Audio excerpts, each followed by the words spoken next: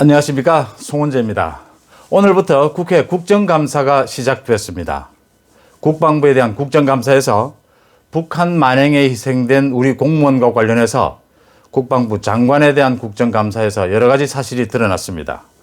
하나는 국방부도 처음부터 월북이 아니라 실종이라는 사실로 알고 있었고, 두 번째는 사건이 일어날 당시에 상선, 어선끼리 서로 통신할 수 있는 통신망이 구축되어 있었고 잘 들리고 있었다는 사실입니다.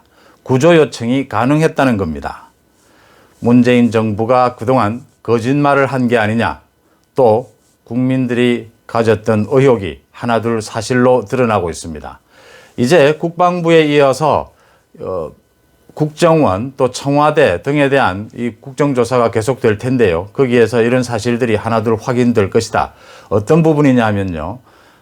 청와대에서 사건 그 이튿날 새벽에 있었던 NSC가 대통령에게 보고가 어떻게 됐느냐, NSC에서 어떤 의논들이 있었느냐, 대통령은 이 보고를 받고 얼마나 몇 차례나 보고를 받았느냐, 또 보고를 받은 뒤에 어떤 지시를 했느냐가 다 낱낱이 드러나야 하고요. 이 사건이 있은 당시 구조 요청을 왜 하지 않았느냐, 그 이후에 대통령이 보고받고 난 뒤에도 북한에 대한 경고보다는 오히려 평화를 더 강조한 이유는 어디에 있었느냐, 이런 부분들이 하나둘씩 드러나야 된다고 봅니다. 오늘 서욱 국방부 장관에 대한 국정감사에서 주로 국민의힘의 하태경 의원이 키를 잡았습니다. 하태경 의원의 질문에서 사실들이 많이 드러났습니다. 일단 하태경 의원이 이번 사건의 모든 책임은 북한에 있다는 걸 인정하느냐 해서 서욱 국방부 장관이 그렇다라고 인정을 했습니다. 이 정부의 국민 보호 의무를 게을리하게 되면 그동안 세월호 사태 때 해경이 해체되는 비극도 겪었고요. 또 유족들은 국가가 잘못했다고 해서 배상을 지급을 하기도 했죠.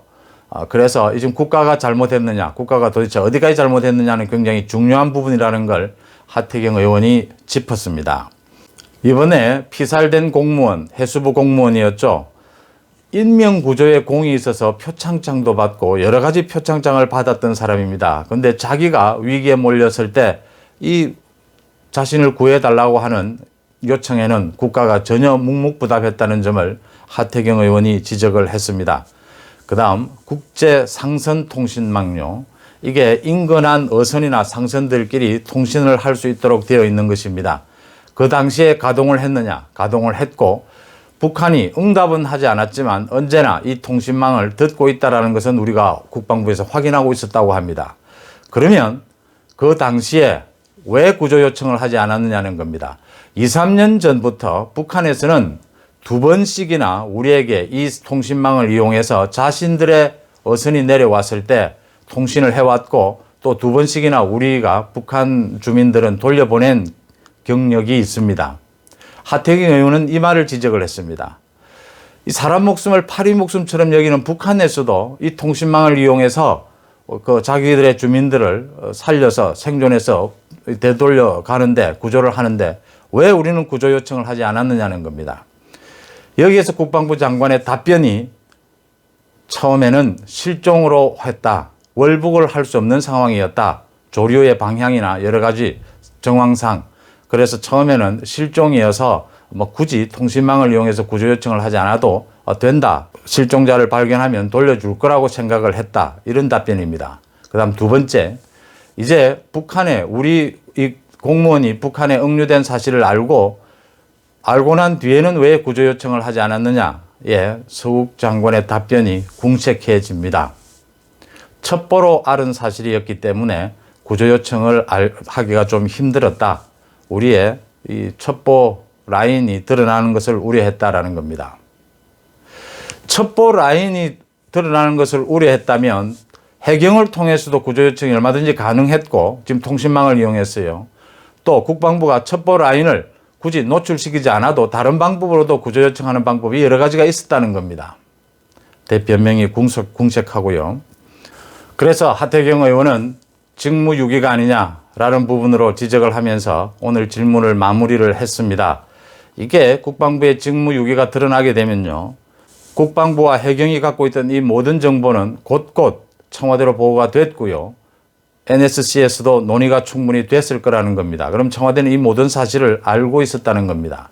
그러면 청와대가 어떻게 대처했느냐는 이제 국정원이나 청와대 또 다른 부처에 대한 국정감사에서 하나 둘씩 확인이 돼야 되는 부분들입니다. 지금 중요한 것은 두 가지입니다. 북한은 이 국제상선통신망을 통해서 자기들의 어선이 남쪽으로 내려왔을 때 구조 요청을 해서 최근에도 우리가 2번이나 돌려준 적이 있다는 겁니다. 그런데 우리 공무원이 이런 식으로 실종으로 표류해서 떠내려간 걸로 보이는데 이렇게 됐을 때 구조 요청을 하지 않았다는 겁니다. 북한보다도 못하다는 얘기가 나올 수밖에 없지 않습니까? 그 다음 또 하나는요. 사건 발생 초기에 우리 국민들이 누구나 생각하듯이 이 좀 공무원이고 당시에 해류나 여러 상황이 월북으로 보기에는 굉장히 힘들다라는 부분이고 또 월북에 가장 확실한 정황이 없는데도 불구하고 왜 이걸 월북으로 몰아갔느냐는 겁니다. 국방부도 실종으로 하루 정도 기간 동안은 실종으로 보고 있었다는 겁니다. 북한에 우리 공무원이 억류됐다는 걸 첩보로 알기 전까지는 실종으로 판단하고 있었다는 겁니다. 그런데 이게 왜 갑자기 월북으로 둔갑되고 월북으로 낙인 찍혔느냐는 점입니다. 우리 공무원인 이 씨가 북한군에 억류되어 있을 6시간 동안 우리가 구조 요청을 하지 않았던 건요. 그 다음 대통령이 보고를 받고 난 뒤에 3시간 동안 또 구조 요청을 지시하지 않았다는 점. 그 다음 날 새벽 청와대에서 관계 안보장관회의가 열렸는데도 대통령에게 보고하지 않고 그 다음 날 아침 8시 반에서야 보고를 했다는 이유. 국민들은 지금 묻고 있는 겁니다. 우리 민간인인, 우리 공무원이 북한으로 표류됐든 실종이 됐든 떠내려갔는데 왜 구조 요청을 하지 않았느냐. 북한은 잦은 구조 요청을 하고 있는데도 왜 우리는 하지 않았느냐. 또 아주 위험한 상황을 맞은 걸 우리가 첩보로서 다 알고 있으면서도 왜 긴급한 조치를 취하지 않았느냐.